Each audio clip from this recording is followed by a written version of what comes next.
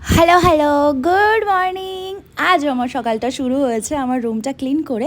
তারপর খেয়েছিলাম এক টুকরো কাঁচা হলুদ, ফ্রেশ হয়ে খেয়ে নিয়েছিলাম এক কাপ দুধ চা। জানি ভীষণ আনহেলদি, বাট স্টিল মা একটু বেশি বানিয়েছিল তাই আজকে খেয়েছিলাম। এদিকে মা বানাচ্ছে আমের আচার, ততক্ষণ আমি করে নিলাম আমার ব্রেকফাস্ট। আয়নাকে দেখেছো? ইনি আমার বাড়ির মহারানী। কি খাচ্ছে বলো তো? তরমুজ। হ্যাঁ, ও ফল খেতে খুব ভালোবাসে, আর আমরাও চেষ্টা করি এই গরমে ওকে একটু বেশি বেশি ফল, টক দই এসব খাওয়ানোর। আর ঠান্ডা জল তো মাস্ট। তারপর খেয়ে নিলাম আমিও একটুখানি তরমুজ। তারপর বাড়িতে একটা ফেস প্যাক বানিয়েছিলাম, সেটাই অ্যাপ্লাই করে শোকানোর পর স্নান করে পুজো দিয়ে বসেছিলাম লাঞ্চ করতে। সাজিয়ে নিয়ে বসেছিলাম তো এত কিছু, আলটিমেটলি আমি খেয়েছিলাম ওই লাউ পাতায় মাছের ভাপাটা।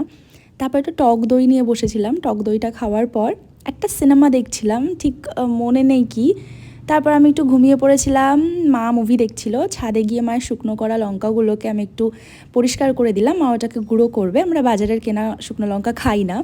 এইদিকে মা দিয়ে নিল সন্ধ্যা। আমার এই ধুনুচির গন্ধটা কি ভালো লাগে, প্রত্যেকটা বাঙালি এটা রিলেট করতে পারবে। তারপর একটু বাজারে গেছিলাম, আসার সময় হেঁটে হেঁটে ফিরেছিলাম, ভাবলাম একটু হাঁটা হয়ে যাবে। আসার সময় খেয়েছিলাম আখের রস, বাড়ি এসে খেয়ে নিলাম দই বড়া, যেটা আমিই বানিয়েছিলাম। টাটা।